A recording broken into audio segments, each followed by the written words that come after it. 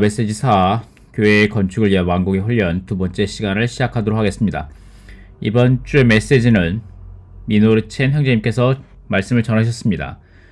이 메시지를 시작하기 전에 형제님의 오프닝의 말씀, 부담의 말씀을 함께 누리도록 하겠습니다.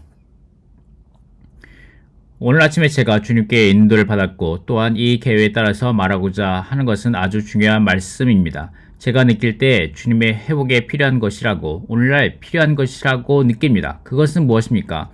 바로 사도 바울이 말할 때 고린도전서에서 말했습니다. 십자가의 말씀입니다. 한면에서는 제가 개인적으로 느끼는데 그 말씀이 어느 정도는 우리 가운데 부족합니다. 사에게 말씀 안에서 부족한 것은 아닙니다. 제가 말하고 있는 것은 이 현재의 시적절한 말씀, 즉 십자가의 말씀이 부족합니다. 십자가의 말씀이라고 할 때 우리가 말하고 있는 것은 적용입니다. 그 십자가의 적용을 말하는 것이고 주관적인 체험, 그 십자가에 대한 주관적인 체험을 말하는 것입니다.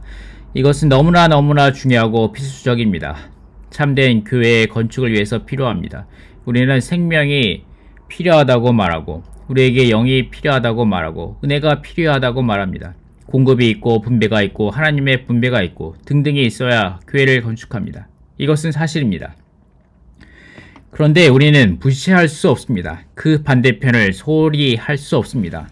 이것은 적용입니다. 혹은 체험입니다. 주관적으로 그 십자가를 체험하는 것입니다. 매일매일 체험하는 것입니다. 제가 이렇게 말하겠습니다. 순간마다 체험하는 것이라고 말하겠습니다. 저에게는 이것은 어쩌면 이유가 될 것입니다. 심지어 주님의 회복의 영역 안에서 어떤 이유입니까? 교회의 건축이 그렇게 전진하지 못하고 마땅히 해야 할 만큼 전진하지 못한 이유라고 하겠습니다. 형제님들, 다시 반복해서 우리가 이 사역의 발췌문을 보겠지만 이 계획 아래에 있는 발췌문을 볼 때 알겠지만 이렇게 질문하겠습니다. 왜 20세기가 지나도록 그리스도의 몸 혹은 하나님의 교회가 여전히 건축되지 못했는가? 라고 질문하겠습니다. 마태복음 16장 18절 말씀, 내가 이 반석 위에 내 교회를 건축할 것이니 이것은 가장 위대한 예언입니다. 기억하십시오. 가장 위대한 예언은 바로 그리스도께서 기름 부음 받으신 분, 메시아께서 그분의 교회를 가지시는 것입니다. 이것이 가장 위대한 예언입니다. 주님의 마음속에 또한 생각에 있는 것은 오직 한 가지 기쁨이 있습니다. 한 가지 마음의 갈망이 그분 속에 있는데 오직 하나의 목표가 있습니다. 목적이 있죠. 그분이 가지신 한 가지 목적, 그것은 바로 그분 자신의 교회를 건축하시는 것입니다. 그분 자신의 몸입니다. 그분 자신의 신부입니다. 내가 이 반석 위에 내 교회를 건축할 것이니 음부의 문들이 교회를 이기지 못할 것입니다. 그런데 그분께서 여기서 멈추지 않으시고 계속하셨습니다. 음부의 문들이 교회를 이기지 못할 것입니다. 교회가 언급되는 바로 그 순간 음부가 즉시로 언급되어야 했습니다. 주님께서 음부를 즉시로 언급하셨습니다. 사실상 다만 음부만이 아니라 죽음의 장소, 여기에서 다스리죠. 바로 죽음의 세력을 가진 자, 그가 사탄입니다. 이것은 사탄에 대한 계시입니다. 주님께서 주신 것입니다. 다만 음부만이 아니라 음부의 문들이 있습니다. 문들입니다. 이 뜻은 그것이 열리고 또 닫힌다는 것입니다. 우리가 들어가고 또 나갑니다. 이것이 문이지 어떤 것들이 들어갔다가 또 나올 수 있습니다. 이것이 문들입니다. 내가 교회를 건축할 것이니 그리고 음부의 문들이 교회를 이기지 못할 것입니다.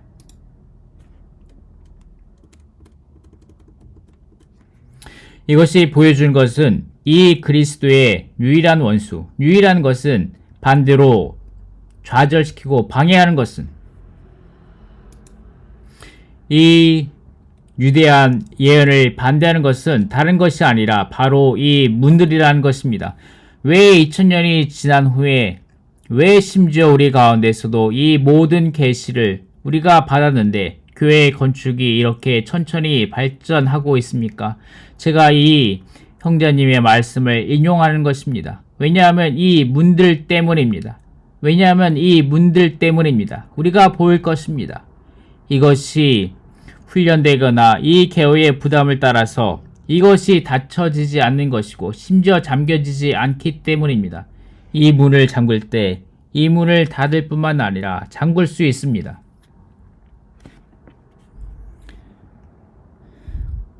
내가 천국 열쇠들을 그들에게 주겠습니다. 그대가 땅에서 묶는 것은 무엇이든지 하늘에서 이미 묶인 것이고 그대가 땅에서 푸는 것은 무엇이든지 하늘에서 이미 풀린 것입니다. 그때 주님께서 제자들에게 자신이 바로 그리스도라는 것을 아무에게도 말하지 말라고 당부하셨다. 여러분이 인상받기 바랍니다. 바로 그 즉시 주님께서 그분의 의도를, 즉 그분의 교회를 건축하시고자 하는 그분의 의도를 계시하신 후에 이 전쟁의 사상이 계시됩니다. 교회를 건축하는 것은 전쟁입니다.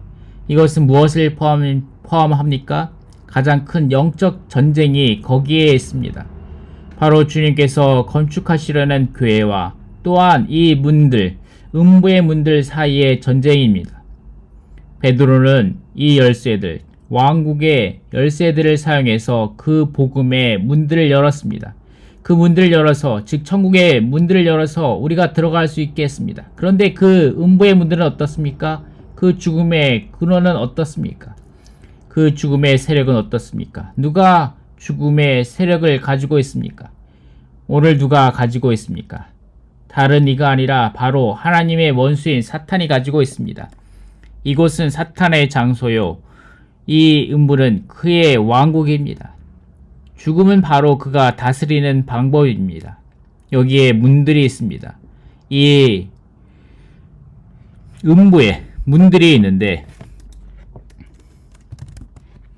여기서 죽음이 나올 수 있습니다. 이 음부의 문들은 사실상 어둠의 왕국입니다. 그리고 죽음은 그의 세력이죠. 사탄이 사용하는 세력입니다. 주님에 맞서서 교회에 맞서 싸우는 세력입니다. 이 사실은 지난 2000년 동안 진행되었고 여전히 오늘날도 그렇습니다. 그때부터 예수님은 자기가 반드시 예루살렘에 올라가서 장로들과 대제사장들과 율법학자들에게 많은 고난을 받고 죽었다가 제3일에 살아나게 된다는 것을 제자들에게 알려주시기 시작하시니 여기서 반드시 라고 했는데 그분이 하실 것이다 라는 것이 아니라 반드시 가셔야 했습니다. 이것이 바로 유일한 길이기 때문입니다. 이것은 이 예언을 성취하기 위한 유일한 길입니다. 교회의 건축을 위한 길, 그 길은 바로 예루살렘으로 가는 것입니다. 주님의 죽음과 부활, 주님의 십자가의 못 박히심과 부활은 유일한 길이라는 것입니다. 교회, 그분의 몸을 건축하는 유일한 길이라는 것입니다. 부디 이것을 기억하시기 바랍니다. 또 다른 길은 없습니다. 교회가 건축되는 것은 여러분의 은사가 아닙니다. 저의 어떤 카리스마가 아니고 나의 지식이나 교리가 아니고 조직이 아니라 세상적인 수단에 의해서가 아니라 교회가 건축되는 것은 그런 길이 아닙니다. 교회가 건축되는 것은 십자가의 못 박힘과 부활에 의해서입니다. 주 예수님께서 직접 인도하셨습니다. 내가 반드시 올라가야 하고 죽어야 하고 그리고 일어나야 부활해야 합니다. 베드로가 그분을 붙잡고 한쪽으로 가서 주님, 그럴 수 없습니다. 이 일이 결코 주님께 일어나서는 안 됩니다. 라고 하며 책망하기 시작하였다. 베드로가 주님을 책망하다니 정말 그는 신실했습니다. 신실했죠. 이게 장난한 것이 아닙니다. 정말 깊이 염려했기 때문에 주 예수님께서 죽으시는 것을 염려했던 것입니다. 아니, 면류관을 받으셔야 되는데, 왕이 되셔야 하는데, 아니 다스리셔야 하는데 베드로가 주님을 책망하기 시작했습니다. 하나님께서 주님께 긍휼을 베푸시기 원합니다. 이렇게 한 것입니다. 이것이 보여준 것이 뭔지 아십니까? 이 타고난 사람의 이 무모성이 우리가 이렇게 가미한다는 것입니다. 우리가 어떤 말이라도 다 할 수 있다는 것입니다. 우리가 심지어 책망합니다. 넘어서는 것입니다. 우리가 무슨 말을 하는지도 모르는 말을 하는 것입니다. 이것이 타고난 사람입니다. 여기서 베드로의 타고난 사람이 완전히 나타났습니다. 아주 위대한 큰 계시를 받은 동일한 베드로였습니다.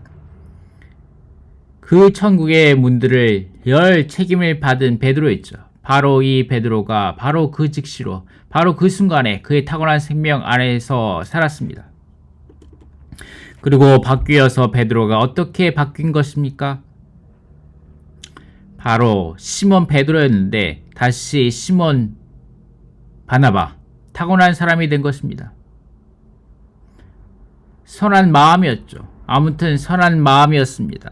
그는 주님을 사랑했습니다. 그렇지 않습니까? 아니, 죽으실 수 없습니다. 아니, 교회를 건축하셔야 되지 않습니까? 아니, 그런데 죽으신다고요? 죽으러 올라가신다고요? 주님, 그럴 수 없습니다. 이 일이 결코 주님께 일어나서는 안 됩니다. 저는 그런 일이 벌어지도록 하지 않겠습니다. 이제 주님, 예수님, 당신을 제가 멈춰드리겠습니다. 그러나 예수님께서 돌아서셔 베드로에게 사탄아, 내 뒤로 물러가거라. 너는 나를 실족하게 하는 자다. 왜냐하면 내가 생각을 하나님의 일에 두지 않고 도리어 사람의 일에 두기 때문이다. 라고 말씀하셨다. 바로 그 순간에 이 베드로는 더 이상 도리안입니다. 부활 안에 있는 변화를 통한 도리안입니다. 이 사람은 다시 그의 원래의 타고난 생명으로 돌아간 것입니다. 자기의 타고난 생각을 사용하고 타고난 감정을 사용했습니다. 그리고 베드로는 마귀와 하나 되었습니다. 우리에게 이 말씀이 필요합니다. 나도 순간에 마귀가 될 수 있구나. 여러분은 순간적으로 사탄이 될 수 있습니다. 농담이 아닙니다. 제가 위협하는 게 아닙니다. 제가 제 자신에게도 말하는 것입니다. 한순간에 우리는 위대한 것을 보았다가 또 다른 순간에 우리가 완전히 사탄 자신에게 조종당할 수 있습니다. 무엇을 합니까? 선한 것을 하기 위해서 그렇습니다. 무언가 아주 신실한 것을 하기 위하여 심지어 주님을 구하기 위해서 그렇게 하는 것입니다. 너는 나를 실족하게 하는 자다. 왜냐하면 내가 생각을 하나님의 일에 두지 않고 도리어 사람의 일에 두기 때문이라고 말씀하셨습니다. 여기에 첫 번째 사탄이 나오죠. 두 번째는 무엇입니까? 이것을 기억하십시오. 이것은 오늘 메시지에서 중요한 것입니다. 그 생각입니다. 그 생각이 어디에 두어졌습니까? 사람의 일에 두어진 생각이. 이것이 바로 두 번째입니다.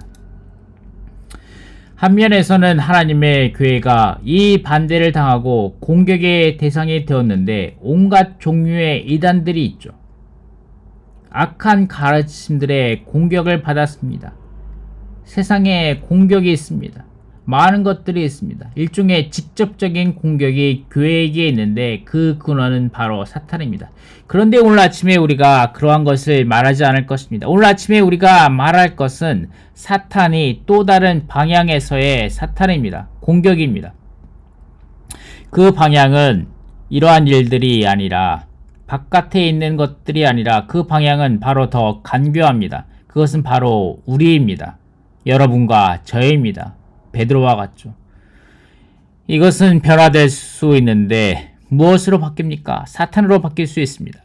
주님을 좌절시키고 주님을 방해할 수 있고 그분의 교회를 건축하시는 것을 방해할 수 있습니다.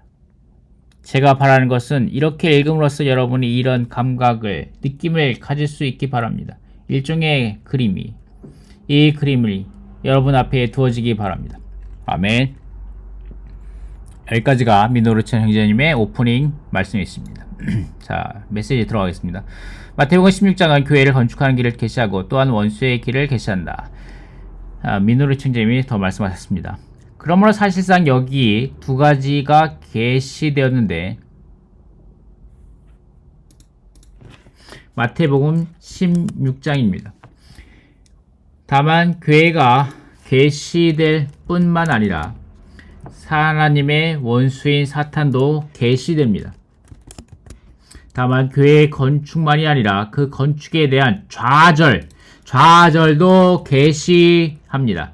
이 구절들에서 계시되어 있습니다. 아멘. A번 살아계신 하나님의 아들이신 그리스도는 반석이신 자신 위에 변화된 사람인 베드로와 같은 돌들로 교회를 건축하신다.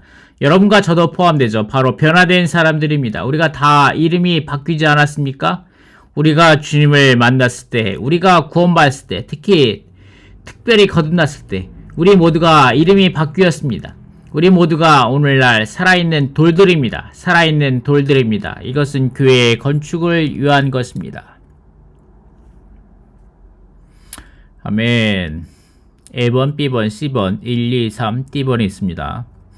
그 다음에 관련 말씀을 적어 놓았습니다. 여러분 직접 읽어보십시오. 아십니까? 우리가 우리의 타고난 생명 아래에 있을 때 우리가 죽는 것을 거절할 뿐만 아니라 우리는 사람들이 죽지 않도록 도우려고 합니다. 편한 길을 취하게 하려고 합니다. 제 말을 아시겠습니까? 여러분이 이해하시죠? 제가 무슨 말을 하려고 하신지 이해하실 것입니다. 왜냐하면 여러분이 그 길을 취하지 않기 때문에 여러분이 다른 사람들이 왜 그 길을 취해야 하는지를 모르는 것입니다. 이 말씀이 너무 강합니다. 너무 핵심을 찌르는 말씀입니다.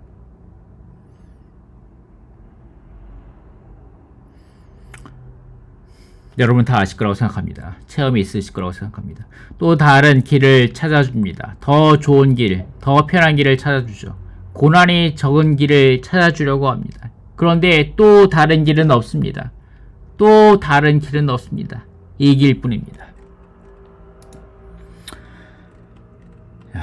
로마 숫자 1번을 이렇게 마치겠습니다. 로마 숫자 2번 교회를 건축하는 것은 세 가지 열쇠를 사용하여 음부의 문들을 닫는 데 달려 있다. 세 가지 열쇠가 있습니다. 이 세 가지 열쇠가 있는데 이 세 가지 열쇠는 주관적인 길이라고 말씀하셨습니다. 주관적인 길. 주관적인 길. 교회를 건축하기 위한 주관적인 길이 여기에 있습니다. 그 하늘에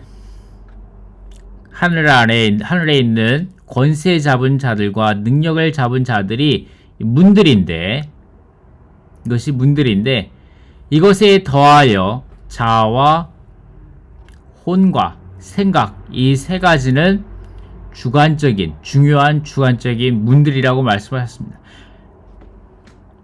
만약에 우리가 이 주관적인 문들을 닫고자 한다면 이 공중의 권세 잡은 자들과 능력 잡은 자들이 들어올 수 없다고 말씀하십니다. 아멘. 자, 여기에서 민노르 책임 형제 말씀을 조금만 더 읽어보도록 하겠습니다. 사상, 생각이 열쇠입니다. 바로 그 열쇠입니다. 모든 일이 벌어지는 것은 바로 그 생각에서 시작됩니다. 아주 작은 생각이 우리 안에 있을 때 우리가 그것을 주의해야 합니다. 이것을 닫아버려야 합니다. 이것이 돌아가게 하고 자라가게 허락한다면 조만간 여러분의 느낌을 차지할 것입니다. 여러분의 감정이 일어나서 분발되죠. 그것을 더 생각할수록 더 요동합니다. 어떤 사람에 대해서, 어떤 교회 안에 있는 이에 대해서 마음 상했다고 합시다. 이것을 생각합니다. 생각을 더 할수록 자신이 옳죠. 더 자신이 의롭다고 하죠. 저 사람, 그 사람은, 그 형제가 더 잘못했다고 생각합니다. 이렇게 생각할수록 이제 더 솟아오릅니다. 이제 여러분의 숨이 가빠지고 감정이 일어납니다. 몸의 지체를 향해서 이렇게 일어납니다. 여러분을 상하게 한 그 사람을 향해 일어나죠. 그리고 마지막으로는 의지가 개입합니다. 이것이 음부의 문들이 일하는 방식입니다. 이때 혼의 각 부분인 생각과 감정과 의지가 모두 중독되고 말았습니다.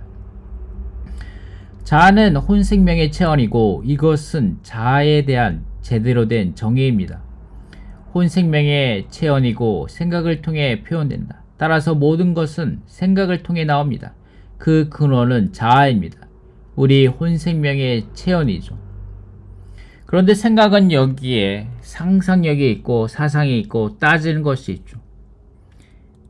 이것이 생각에서 벌어집니다. 이렇게 혼이 표현됩니다. 우리가 다 의견이 큰 문제라는 것, 교회 안에서 큰 문제라는 것, 타고난 의견이 큰 문제라는 것을 다 압니다. 의견이 무엇입니까? 의견은 다만 아주 강팍한 믿음과 생각, 여러분이 배양시킨 것, 여러분이 그저 받아들인 그런 생각, 이것이 의견입니다. 여러분이 이것을 또한 발전시킨 것, 이것이 바로 생각입니다. 새로워지지 않은 생각입니다. 바로 거기에서 여러분의 입을 통해서 나오는 것, 이것이 의견입니다. 이러한 사상들이 표현된 것, 발화된 것, 말로 나온 것, 이것이 의견입니다. 따라서 자아와 혼생명과 생각은 하나의 셋입니다. 이 셋의 배후에는 교회를 손상시키기 위해 자아를 조정하는 사탄이 있습니다. 우리의 말이 얼마나 이러한 방식으로 사용되어서 교회를 손상시킵니까? 우리 모두가 주님께 용서를 구해야 합니다. 그렇지 않습니까? 순간 부주의할 때, 소홀히 여길 때 무엇이든지 나옵니다. 우리가 동일한 일을 합니다. 아멘. 이것이 미너리 체인지의 부담의 말씀이고, 로마 숫자 2번에 개호가 이렇게 있습니다. 3번 있고, 그 다음에 관련된 말씀을 찾아서 여기 적어 놓았습니다. 여러분 읽어보실 수 있습니다. 우리가 몸을 의지할 때 또한 주님께 의존할 것이다. 여러분에게 주님의 임재가 없는 이유는 여러분이 몸에서 고립되어 있기 때문이다. 즉 여러분이 몸의 지체들과 합당한 관계를 맺고 있지 않기 때문이다. 건축되기를 힘쓰고 몸과 올바른 관계를 갖기를 힘쓰라. 여러분이 몸과 올바른 관계를 갖고 몸 안에서 건축될 때 분명히 주님의 임재를 느끼게 될 것이다. 아멘. 이것은 아침붕 책에 있는 말씀입니다. 하늘에 속한 이상에 있는서 발표된 말씀이고요. 자, 이제 중요한 곳에 들어가겠습니다. 중요한 곳에. 자, 표현에 들어갔습니다. 10가지 표현이 있는데, 자, 여러분 집에다가 시편 23편 말씀만 적어 두지 마시고 이 10가지를 적어서 여러분 거실에다가 아니면은 여러분 현관에다가 적어 두시고 수시로 읽어 보시면서 여러분이 자아의 표현이 무엇인지 여러분이 깊이 인상받기 바랍니다. 자, 여기 찬송가 628장 5절 6절을 말씀하시죠. 자, 위트니스 형제님이 작사하신 것입니다. 5절 6절인데 한국어만으로는 약간 부족한 것 같아서 영어와 중국어를 찾아서 놓았습니다. 자, 우리 영 안에서 해방되고, 그 다음에 자신에 의해서 해방되고, 그 다음에 자신의 정죄됨으로부터 해방되고, 자신의 자책함,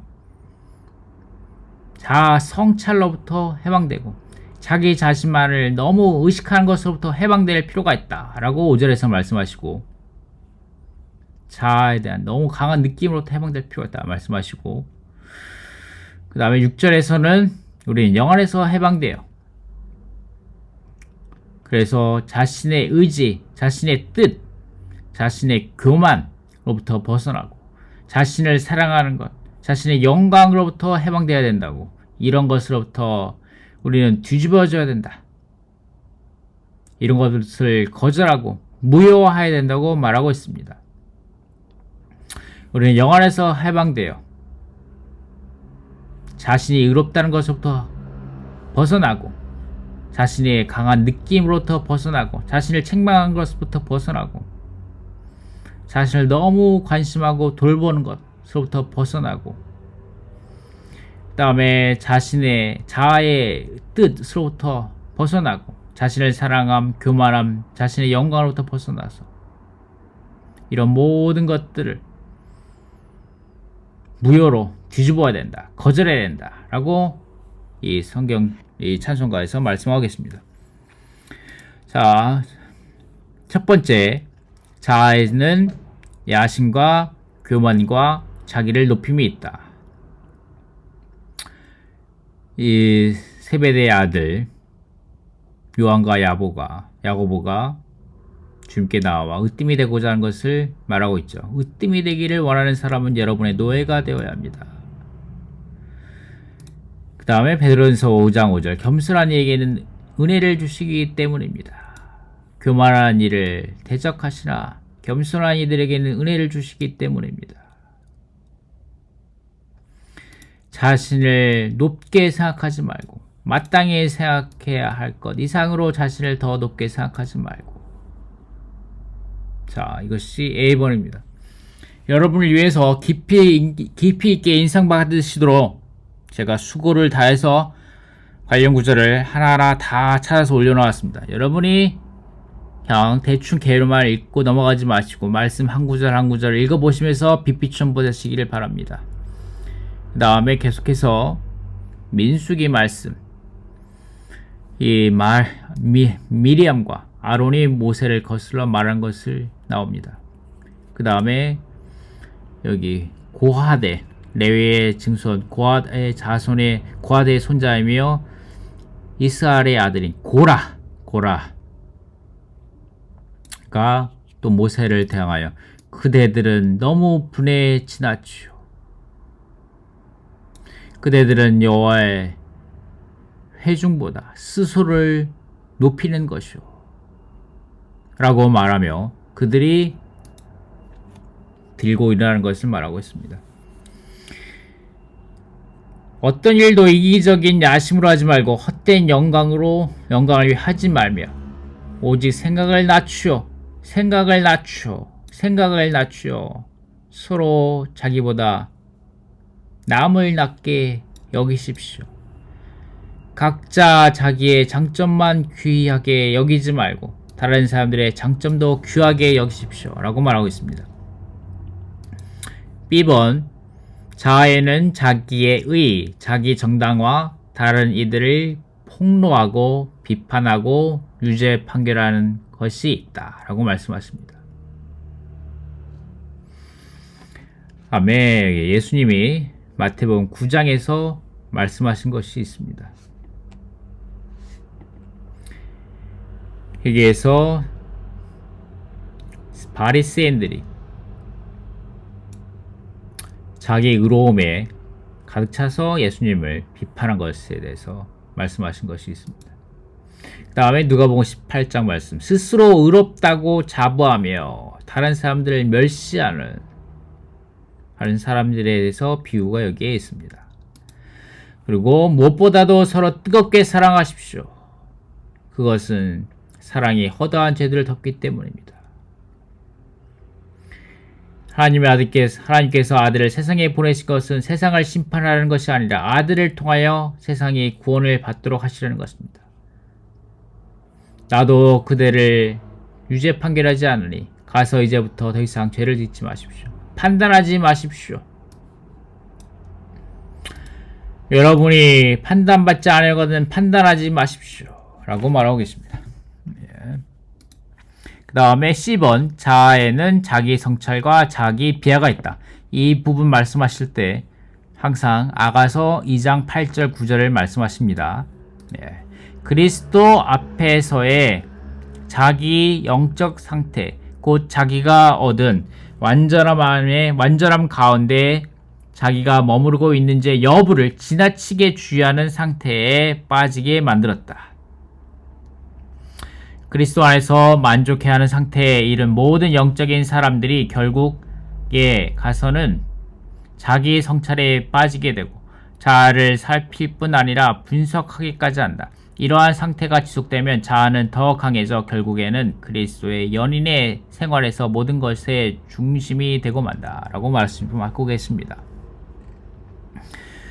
자, 자기 성찰과 자기 비하도 있습니다. 자기 비하. 이 비하에 관련된 말씀은 고린도전서 12장 15절 16절 말씀이죠. 나는 손이 아니기 때문에 몸에 속하지 않았다. 나는 눈이 아니기 때문에 몸에 속하지 않았다 하는 것은 자기 비하입니다. 몸 안에서 우월도 필요 없고 비하도 필요 없습니다. 열등감도 가질 필요가 없습니다. 몸 가운데서. 아멘. 여러분에게 이 부분을 강조하기 위해서 특별하게 제가 이 부분을 찾아 놓았습니다.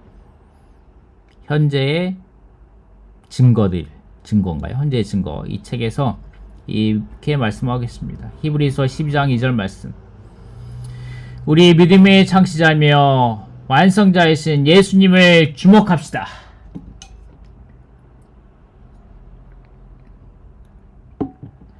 아멘. 영적인 삶에 있어서 그 기반은 우리 자신으로부터 돌이켜서 예수님을 바라보는 것에 있습니다. 아멘. 우리가 예수님의 바라보라는 이 성경의 가르침에 순종하지 않고 그 대신에 우리 자신을 돌아본다면 우리는 영적으로 아주 많이 심각하게 고통 가운데 고난 가운데 있게 될 것이다. 이 말씀이 있습니다. 나는 전에 이 자기 성찰 그리고 자기 자신을 분석함, 자기 자신의 느낌, 자기 자신의 의도, 자신의 생각을 지나치게 분석함 이란 것은 아주 해롭다. is most harmful 이란 것에 대해서 나는 말했다 라고 말씀했습니다. 그리피스 토마스라는 분이 말씀하셨죠. 어떤 말이 있는데 당신이 자신을 한 번 본다면 당신은 주 예수 그리스도를 10번 봐야 된다라고 말하는 말이 있다. 하지만 나는 여기서 반드시 말하고자 하는데 이것은 반드시 바뀌어야 한다. 예수님을 11번 바라보고 당신 자신을 한 번 더 바라보지 말라라고 말하고 계십니다. 그래서 좀 더 말하고 계시는데 많은 그리스도인들이 실패하는 것인데 많은 것이 실패하는 이유는 자기 자신을 너무 자아성찰하고 자기 자신을 너무 시험하기 때문이다. 믿는 이들이 이러한 자기 자신을 시험하고 관찰하고 조사하는 것 이런 것부터 돌이켰을 때 거기에는 어떠한 어려움도 피해도 없을 것이다.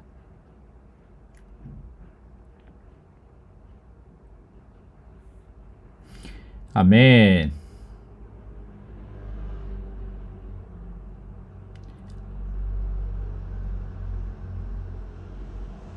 성경은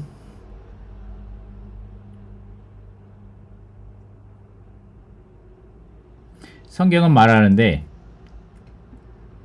그리스도인들은 자기 자신을 조사하고 심판하지 말라. 왜냐하면 자아를 심판하고 조사하는 것은 적합하지 않다. 그것은 우리의 발전을 방해한다 라고 말하고 계십니다. 우리는 오직 주님의 빛 안에서 하나님의 빛 안에서만 우리가 주님 앞에서 빛 비춘 것만 주님 앞에서 회개하고 자백하면 충분합니다. 아멘. 스스로 빛을 비추시면 안 됩니다. 스스로 빛을 만들어내지 마시고 그분께서 빛을 비추실 때 우리는 그것에 따라 회개하고 자백하는 사람들이 되기 원합니다. 자, D번. 자 안에 있을 때 우리는 교회나 인도하는 일이나 성도들로 인해 마음이 상할 수 있다 라고 말씀하시죠.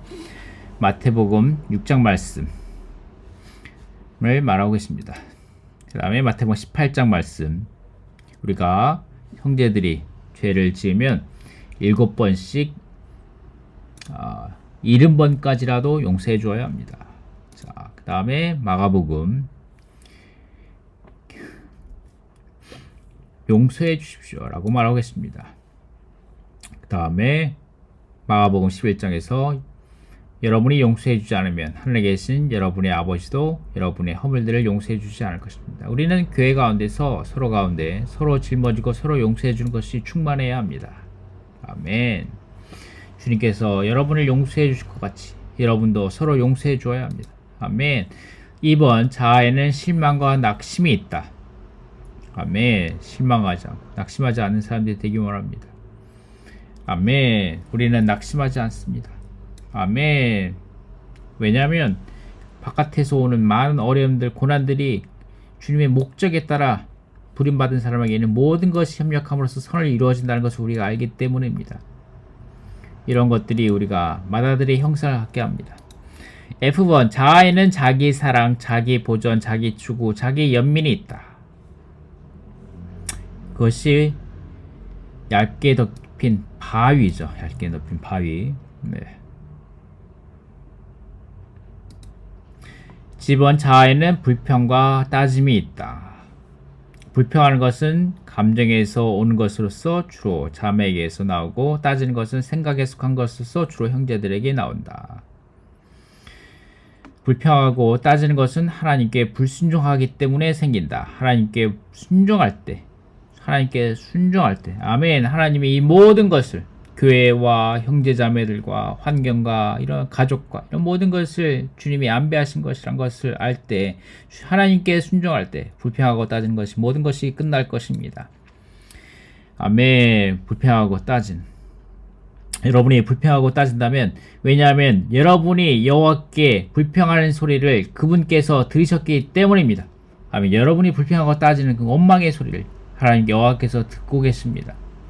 여러분은 우리가 아니라, 우리가 어떤 사람에게, 우리의 가족에게, 형제자매들에게 불평하고 따지는 것이 아니라 여호와께 불평하는 것입니다.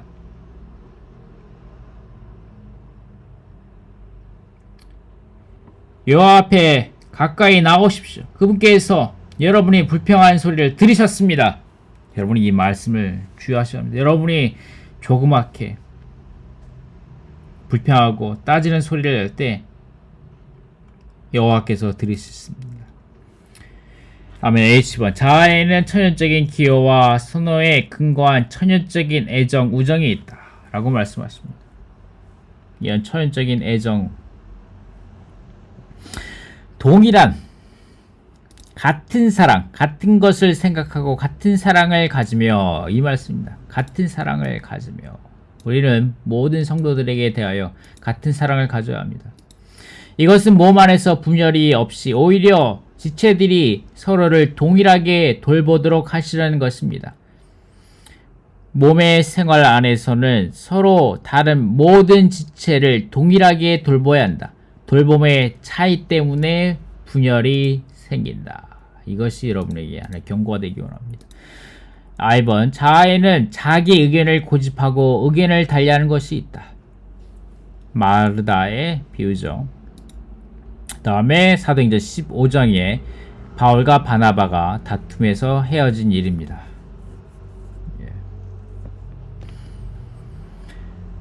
아멘. 천연적인 관계 때문이었습니다. 천연적인 관계 때문에 서로 다투게 되었습니다. 여러분, 이것이 여러분의 경고가 되기 원합니다. 고린도전서 7장 말씀입니다.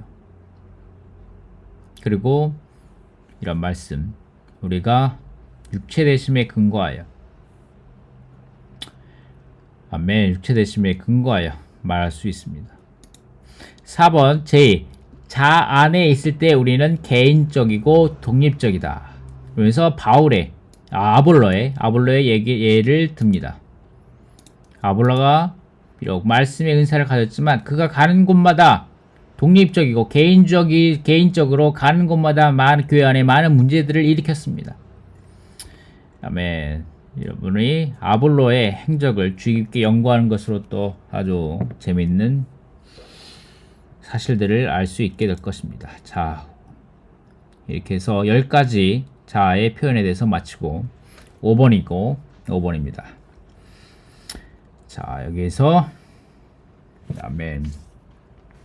5번, 우리가 자아 부인이라는 열쇠를 사용하여 자아를 잠가버리면 결코 마음이 상하지 않을 것이다. 마음이 상하지 않는 이들은 복이 있다.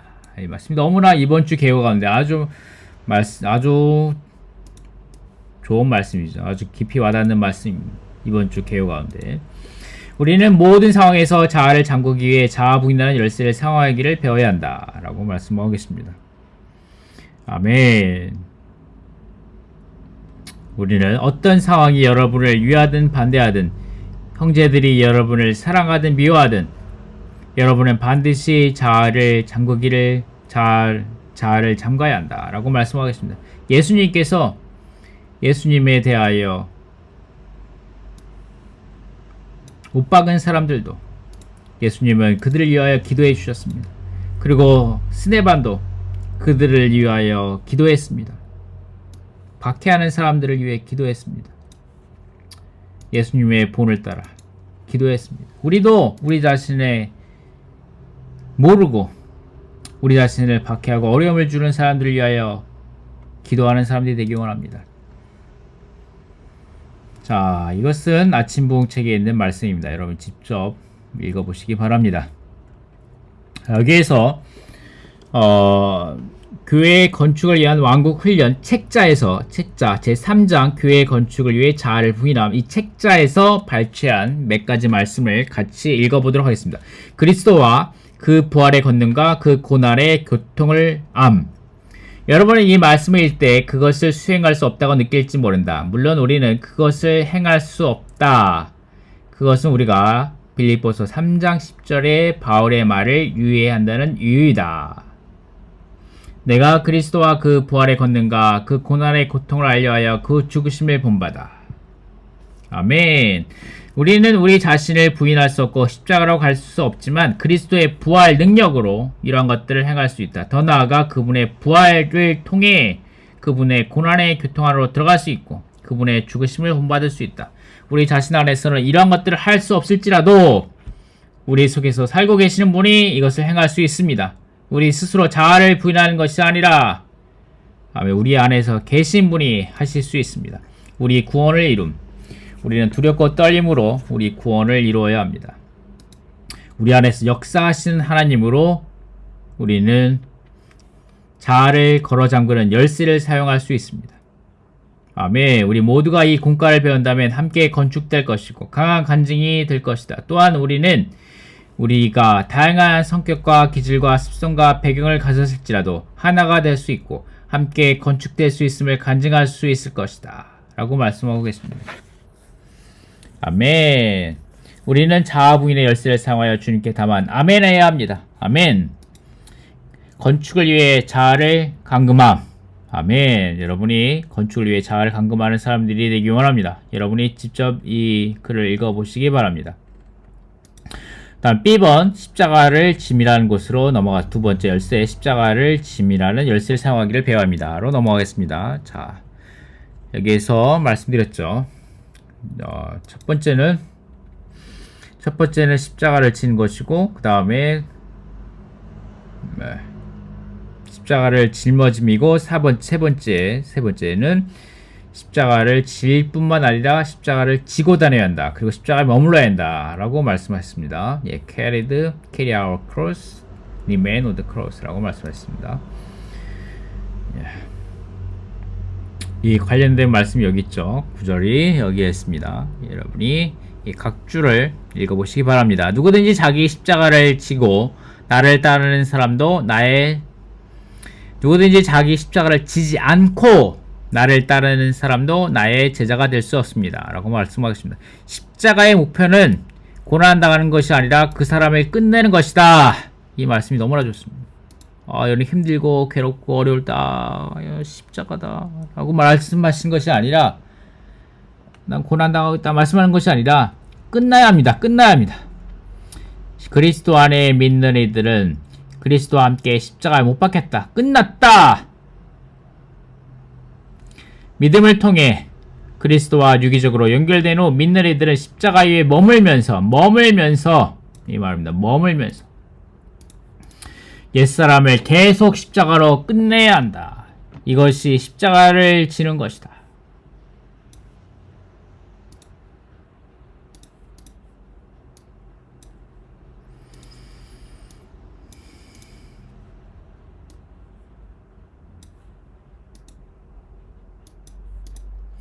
그리스도는 먼저 십자가를 지셨고 그 다음에 십자가에 못 박히셨다. 그러나 그리스도 안에 믿는 이들은 먼저 십자가에 못 박히고 그 다음에 그들의 옛사람이 끝난 상태에 머물러 있도록 십자가를 진다. 믿는 이들은 그들의 생명과 생명 공급이신 그리스도를 이렇게 체험하고 누린다. 아멘. 자, 옛사람에 관련된 부분입니다. 여러분 읽어보시기 바랍니다. 다음에 빌립보서 3장. 그분의 죽음과 같은 형상을 이루어 나는 날마다 죽습니다. 예. 다음에 3번이고 이것도 아침부흥 책에 있는 말씀입니다. 이것도 아침부흥 책의 말씀에 있는 기도의 구절입니다. 여러분이 이 구절들을 주님 앞에서 기도해 보시기 바랍니다. 자, 여기서 또 여러분을 위하여 책에서 발췌한 부분을 가져왔습니다. 십자가를 짊어짐. 자아를 분야하는 것은 소극적인 면이다. 첫 번째 열쇠죠. 첫 번째 열쇠, 자아를 분야하는 건 소극적인 면이고, 이 메시지에서 우리는 뭔가 적극적인 면을 보아야 한다. 적극적인 면. 두 번째 열쇠입니다. 두 번째 열쇠. 적극적인 면은 십자가를 지고 주님을 따르는 것이다. 우리 모두에게는 우리의 십자가가 있다. 주님의 십자가는 유일하지만 우리의 십자가들은 많다.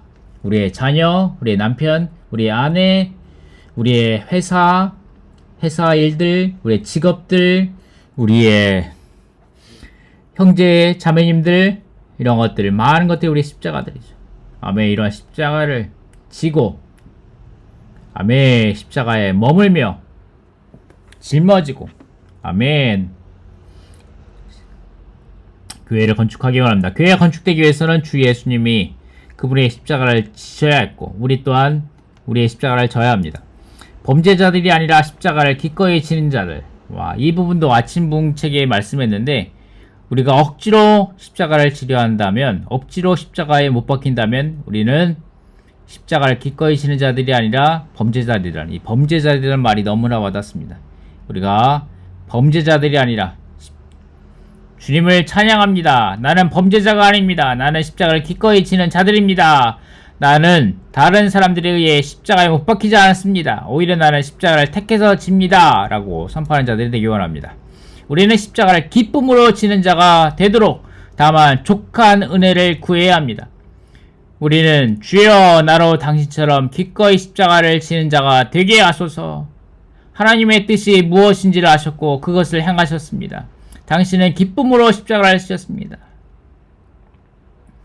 당신의 십자가를 기꺼이 지심으로 오늘날 교회가 우리가 교회로서 여기에 있음을 인해 주님께 감사드립니다. 이제 주여 우리는 당신의 생명이 해방되도록 당신의 십자가를 기꺼이 지심에 함께하기 원합니다. 라고 기도하기 원합니다. 우리의 기호를 처리해야 합니다.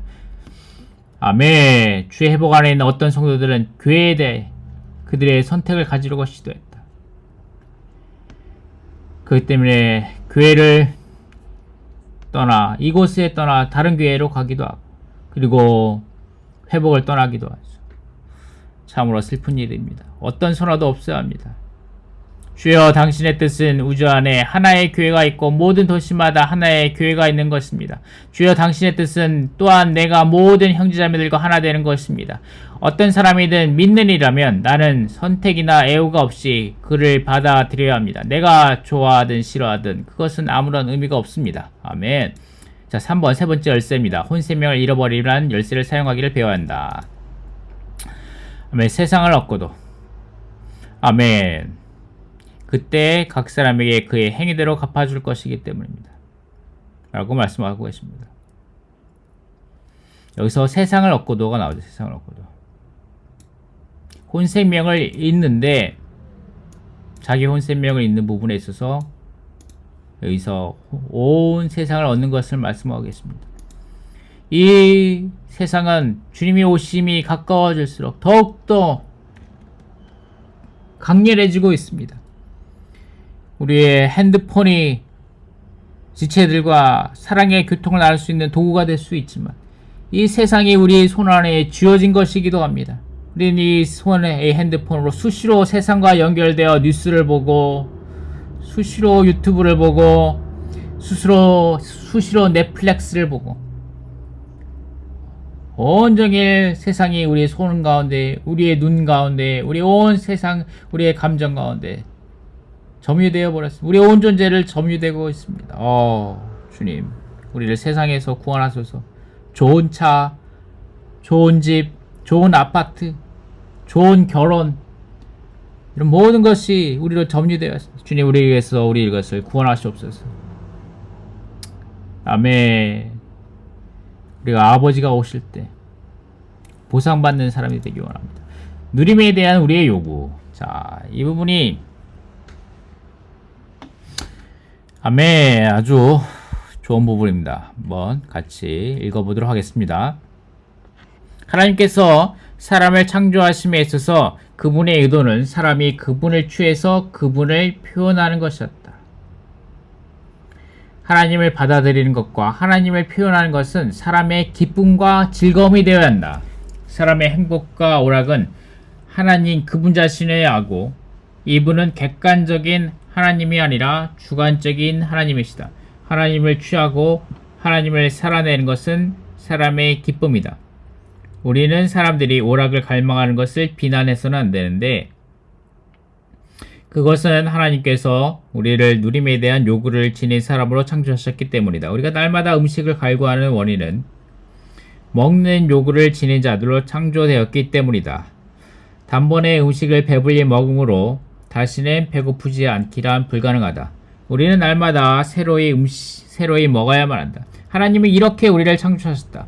동일한 원칙 안에서 하나님은 오락에 대한 요구를 지닌 사람을 창조하셨는데 우리의 오락은 하나님 그분 자신을 한다. 사람들은 하나님을 잃어버렸기 때문에 영화와 연극과 다양한 운동 경기를 즐김으로써 오락을 구한다. 그들은 오락에 대한 그들의 요구의 만족을 하나님 그분 자신 안에서 발견하지 못한다. 하나님 그분 자신만이 오락에 대한 우리의 요구의 유일한 만족이시다. 아멘. 세상에 대한 사랑. 자기를 부인하는 것과 십자가를 진 것과 혼생명을 잃은 것에 대해 말씀하신 후에 이 세 가지 것을 말씀하신 후에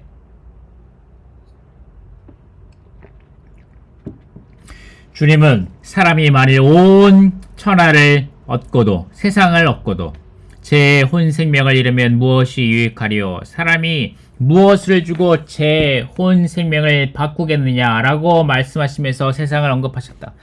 세상이 사람들의 혼에 오락을 주기 때문에 그들은 쉽게 세상을 사랑한다. 그들은 좋은 옷, 좋은 차, 세상의 오락들을 사랑하는데 이는 그것들이 혼의 누림을 가져다 주기 때문이다.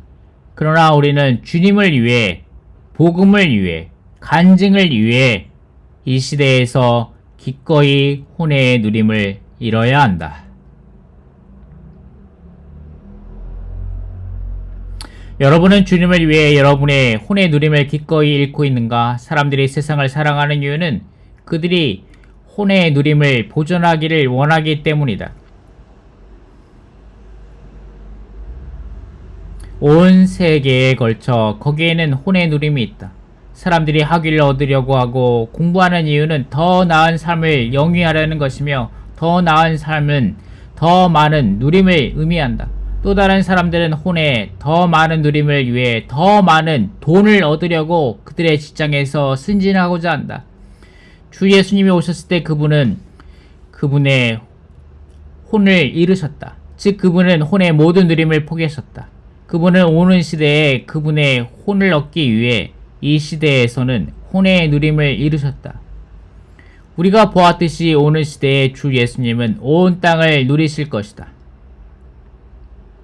그때 그분은 그분의 동반자들인 우리를 초대하여 이 누림을 함께 나누실 것이다. 우리는 오는 누림을 위해 오래 참음으로 기다려야 한다. 아멘. 오늘날 여러분의 혼 안에서 누림을 유지한다면 우리는 누림을 잃을 것이다. 어떤 사람들은 이것을 들을 때 나의 인생과는 실질적입니다. 나는 미래가 아닌 현실을 관심합니다. 라고 말할지도 모른다. 선택은 여러분의 것이다. 오늘날의 누림을 갖기 원한다면 그렇게 행하는 것은 자유이다. 그러나 이 시대에 여러분의 혼을 구원한다면 주님이 다시 오실 때 여러분은 분명히 그것을 잃어버릴 것이다. 그분은 여러분에게 여러분이 혼을 그토록 많이 누렸기 때문에 이제는 그것을 잃을 때라고 말씀하실 것이다. 여러분은 어느 쪽을 택하겠는가? 오늘날 혼을 잃고 장래에 그것을 얻겠는가? 아니면 오늘날 그것을 얻고 장래에는 그것을 잃겠는가? 우리가 온 천하를 얻을 수 있을지라도 혼을 잃는 대가를 치르고 그것을 얻는다는 것은 여전히 무익하다. 아멘. 이렇게 말씀하겠습니다. 자, 10번이고 우리는 혼생명을 잃어버리는 열쇠를 사용하기를 배워야 한다 라고 말씀하시죠. 혼생명을 잃어버리는 열쇠를 사용하기를 배워야 한다 라고 말씀하십니다. 2번에 3번인데 2번하고 3번. 네, 2번하고 3번. 여기에서 마지막입니다. 제5장 교회의 건축을 위해 혼을 이름이란 부분에서 몇 가지 점들을 읽고 마치도록 하겠습니다. 이는 누구든지 자기 혼 생명을 구원코자 하면 잃을 것이요 누구든지 나를 위하여 자기 혼 생명을 잃으면 찾을 것이기 때문이다 라고 말한다. 이 구절은 이것이 전 구절들의 설명임을 가리키는 이는 이라는 단어로 시작된다. 혼 생명은 또는 생명으로 번역된 헬라어 단어는 혼에 대한 단어인 푸시케이다. 이 단어를 혼 생명으로 번역하는 것이 정확하지만 또한 혼으로도 번역될 수 있다. 여기서는 사실상 이 번역이 바람직하다.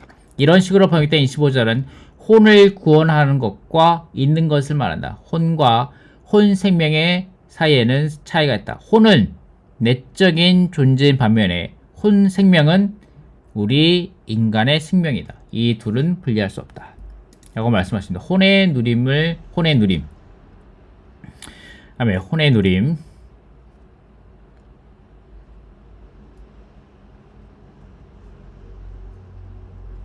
사람은 세 부분으로 되어 있기 때문에 세 종류의 누림, 물질적인 누림, 영적인 누림, 정신적인 누림이 있다. 물질적인 누림은 좋은 음식을 누림과 유쾌한 곳에서 안식하는 누림을 포함한다. 영의 누림은 사람의 하나님의 임재와 하나님의 축복하심과 하나님의 말씀하심과 하나님의 은혜에 대한 누림을 포함한다. 물질적인 누림과 영적인 누림 사이에는 정신적인 누림이 있는데 이것은 달콤한 음악과 다른 사람들에게서 칭찬받는 것에 대한 만족과 절친한 친구들과 함께하는 기쁨에 대한 누림과 같은 것을 포함한다. 이 세 종류의 누림 가운데서 어떤 것이 최고라고 생각하는가? 신약에 의하면 물질적인 누림과 영적인 누림은 둘 다 혼의 누림을 위한다. 이런 이유로 하나님은 사람을 몸이나 영으로 창조하시지 않고 혼으로 창조하셨다. 마태복음 11장 29절에서 주 예수님은 우리가 그분의 멍에를 메고 그분께 배우면 우리의 혼이 쉼을 얻는다고 말씀하셨다. 그러나 이런 종류의 안식은 영의 안식에 의해 뒷받침되어야 한다. 영이 주 안에서 안식하지 못하면 혼은 안식할 수 없다. 혼의 안식은 영의 안식에 뒷받침되어야 한다. 나이트클럽에 가는 사람들은 육체와 혼의 방법으로는 만족할지 모르지만 영의 만족에 뒷받침은 없다. 그들에게는 이러한 뒷받침이 결여되어 있으므로 그들의 육적이고 죄된 만족은 공허하다. 그러나 혼 안에서 누리는 안식은 영 안에 있는 안식의 뒷받침과 영의 만족의 뒷받침이 있기 때문에 그침이 없다. 최고의 누림은 물질적인 누림이나 영적인 누림이 아니라 혼적인 누림이다. 물질적인 누림은 혼적인 누림을 유효하고 영적인 누림도 혼적인 누림을 뒷받침한다. 우리 모두는 인간 존재이기에 누림을 구한다. 이 세상에 그것을 구하지 않는 사람은 아무도 없다. 아이들조차도 누림을 원한다. 아이들의 누림은 주로 그들의 혼 안에 있다. 혼의 누림은 그들의 활동과 행위를 통제한다. 그들에게는 어떤 연기도 없기 때문에 아이들의 행위는 참되다. 그러나 성장함에 따라 연기하는 것을 배우기 때문에 우리의 행위는 더 이상 참되지 않다. 참된 누림은 혼적인 누림이다. 그러므로 주님이 마태복음 16장에서 말씀하고 계셨던 것은 혼적인 누림이었다. 혼을 잃거나 구원하는 것에 따른 보상들. 주님은 누구든지 자신의 혼을 구원하고자 하면 잃을 것이요 누구든지 그분을 위하여 혼을 잃으면 찾으리라고 말씀하셨다. 우리는 혼을 잃는 것과 혼을 구원하는 것 둘 다에 대한 보상을 받을 것이다. 27절은 인자가 아버지의 영광으로 그 천사들과 함께 오리니 그때 각 사람의 행한 대로 갚으리라고 말한다. 우리가 자아를 부인하고 십자가를 지고 혼을 잃는다면 어떤 종류의 보상을 받을 것이지만 우리가 혼을 구원한다면 다른 종류의 보상을 받을 것이다. 우리는 이렇든 저렇든 주님이 오실 때 보상을 받을 것이다. 그러나 이 보상은 순전히 미래의 일만은 아니다. 이것은 28절에 의해 입증된다. 진실로 너희에게 이르노니 여기 섰는 사람 중에 죽기 전에 인자가 그 왕권을 가지고 오는 것을 볼 자들도 있느니라. 마태복음 16장의 가장 마지막 말씀이죠. 주님은 두 가지 방법, 즉 장래의 오심과 그분의 변형 안에서 오심으로 오실 것이다. 주님의 산 위에서의 변형은 왕국에서의 오심에 대한 형태이다. 이 두 형태의 오심에 모두 우리의 행위들에 따른 보상과 우리가 자신들을 부인하고 십자가를 지고 혼을 잃었냐에 따른 보상이 있다. 이 부분이 잘 이해가 안 되시죠? 네, 다음에 계속해서 설명이 나옵니다. 혼을 잃거나 구원한 것에 따른 보상들. 주님은 누구든지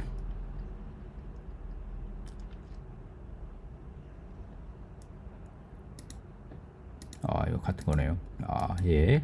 넘어가겠습니다. 예. 오늘날 주님의 관심은 교회의 건축에 있다. 그러나 타락한 인간 존재인 우리가 어떻게 함께 건축될 수 있는가? 남편과 아내, 부모와 아이들조차도 함께 건축되기 어렵다. 우리 모두는 우리 자신들을 위한 누림을 위하고 우리의 누림에 대한 느낌을 만지는 어떤 것에도 맞서서 반응한다. 혼을 잃어버림 없이 교회가 건축되기란 불가능하다. 이 부분이 상당히 전곡을 찌르는 말씀입니다. 이 부분이. 어떤 사람이 여러분의 마음을 상하게 하면 여러분은 그를 비난하는 것을 누리기 위해 여러분은 그를 비난하는 것을 누리기 위해 단순하게 기꺼이 그를 용서하지 않을 수 있다. 그를 용서해 준 것은 여러분에게 누림이 되지 않기 때문에 여러분은 그를 용서하는 것에 흥미가 없다. 이것은 교회 안에서뿐 아니라 남편과 아내 사이에서도 동일하다. 자매들은 일단 남편이 그녀의 마음을 상하게 하면 그 상한 마음을 계속 붙들고 누릴 것이다. 이 부분이 아주 전곡을 찌르는 말씀입니다. 아주 깊이 있게. 그것을 계속해서 붙든 것과 그를 용서하기를 거절하는 것은 여러분에게 정신적인 즐거움을 제공한다. 그것을 계속해서 붙든 것과 그를 용서하기를 거절하는 것은 여러분에게 정신적인 즐거움을 제공한다. 이 부분이 아주 놀랍습니다. 이렇게 혼을 구원하는 것이다. 이것이 혼을 구원하는 것이라는 거죠. 이와 같이 혼을 구원한다면 여러분은 합당한 가정생활을 얻지 못할 것이다. 합당한 가정생활을 얻기 위해서는 혼을 잃어야 한다.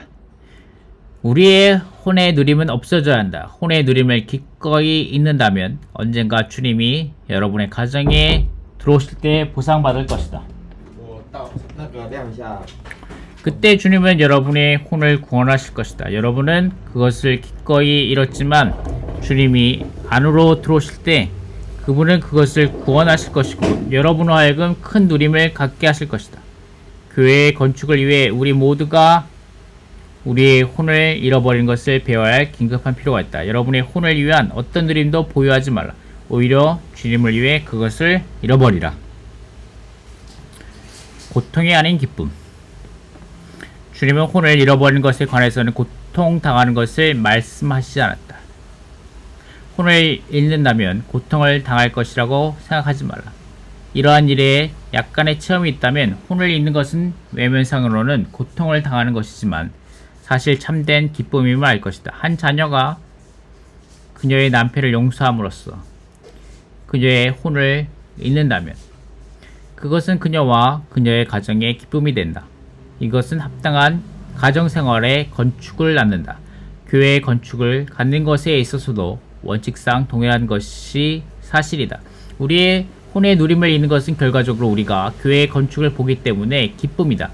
실제적인 방법으로 여러분이 기꺼이 혼을 잃는다면 다른 사람들은 여러분에 의해 영양 공급을 받고 여러분을 통해 건축된다. 이것은 고통이 아니라 기쁨이다. 히브리서 12장 2절은 주님이 그분 앞에 놓여있는 기쁨으로 인해 십자가를 참으셨다고 말한다. 주님은 눈물로 십자가에 가지 않으셨고 오히려 기쁨으로 가셨다. 그분이 십자가로 가신 것은 그분의 혼을 잃는 것이었다. 그러나 그분은 그 결과를 미리 보셨기 때문에 그분의 혼을 잃는 것에 관해 그분 자신을 동정하지 않으셨다. 그분은 그분의 죽음을 통해 많은 미랄들이 산출될 것을 아셨다. 혼을 잃어버림으로써 말미암아 교회가 변형됨. 혼을 잃는 것은 우리가 함께 건축되는 데 있어서 기본적인 요소이다. 그것은 자아를 부인하거나 십자가를 지는 것일 뿐 아니라 혼을 잇는 것이다. 우리는 주님을 위해, 교회를 위해, 모든 성도들을 위해 우리의 현재의 모든 혼의 누림을 이뤄야 한다. 다른 사람들을 위해 여러분의 혼의 누림을 기꺼이 잇는다면 여러분으로 인해 그들은 빛비춤을 얻고 영양 공급을 받고 충만될 것이다. 이것이 교회가 건축되는 길이다. 모든 성도들이 기꺼이 혼을 잇는다면 우리 가운데 얼마나 놀라운 상황이 있게 됩니까? 어떤 마음 상함이나 용서에 대한 필요도 없을 것이다. 우리가 이와 같다면 뛰어난 변형 보상받을 것이다. 기꺼이 혼을 잃지 않는다면 이러한 변형에 함께 하지 못할 것이다. 반대로 그렇기는커녕 우리의 교회 생활은 어둠이 되고 변형의 기간 동안 우리는 고난으로 보상받을 것이다. 기쁨이 넘치는 대신 어둠에 있을 것이다. 이것은 기꺼이 혼을 잇는 것에 대한 소극적인 보상이다. 우리가 주를 위해 기꺼이 혼을 잇는 것은 교회로 변형되게 할 것이다. 달리 말하면 부흥을 가져올 것이다.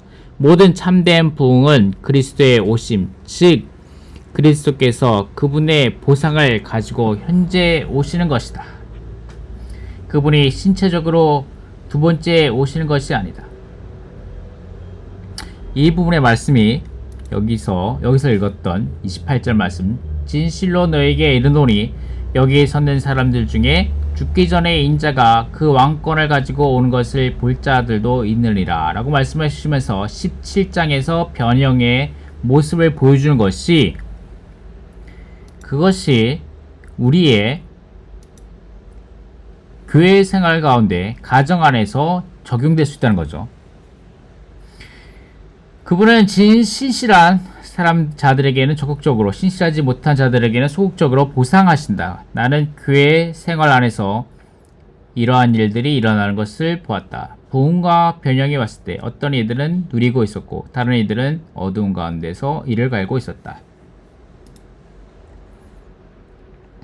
가정생활과 교회 생활에서 혼을 이름.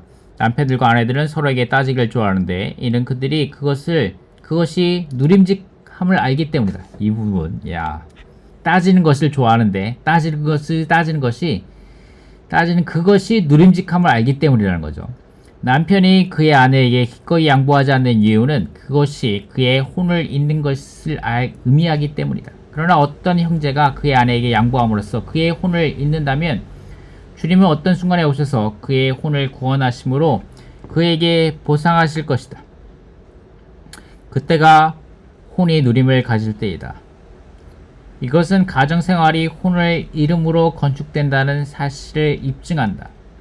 혼을 잃지 않고서는 합당한 가정생활이 있을 수 없다. 가정을 위해 여러분의 누림을 잃어야 한다. 그렇게 하면 주 예수님이 여러분의 가정에 변형을 일으키실 때 여러분에게 적극적인 방법으로 보상하실 것이다. 이것이 마태복음 16장 28절의 적용이란 말씀이죠. 이것은 교회 생활에서도 동일한 사실이다. 교회 안에서 우리의 모두는 우리의 혼을 잊고 우리의 혼의 누림을 잃어버리는 것을 배워야 한다. 우리의 혼을 잃음으로써 변형이 일어날 것이다. 그때 주님의 변형 안에서 우리는 적극적으로 보상을 받을 것이고 주님은 우리의 혼을 구원하실 것이다. 여러분의 체험을 살펴본다면 이러한 것이 사실임을 발견할 것이다. 결론의 말씀입니다. 결론의 말씀. 혼을 잇는 세 번째 열쇠가 없이 처음에 두 열쇠만으로는 그리 잘 역사하지 못한다. 교회 생활 안에서 우리에게는 혼을 잇는 마지막 열쇠가 필요하다. 교회 생활의 모든 방면에서 우리는 우리의 혼을 잃어야 한다. 우리의 혼의 누림을 잃는다면 형제들에게 주장하지 않을 것이다. 그러므로 혼을 잇는 것은 교회가 건축되는 길이다. 세 개의 열쇠들을 훈련함으로써, 이것이 결론의 말씀입니다. 결론의 말씀.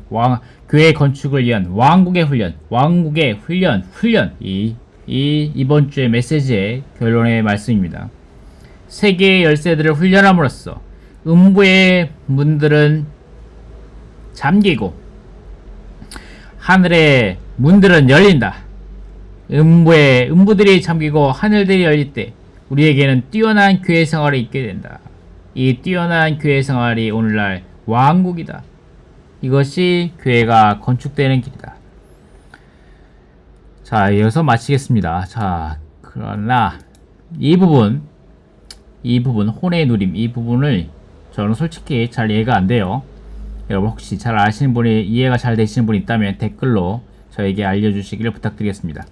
자, 이 광고 드리고 마치겠습니다. 영상 내용 중에 잘못된 부분이나 수정할 부분은 댓글로 남겨주세요. 이 PPT나 마인드맵은 아래 더보기 댓글에 링크되어 있습니다. 3. 영상 중 나오는 유튜브 광고는 제가 올리고 싶어서 올리는 것이 아니고 유튜브 회사에서 임의로 올리는 것입니다.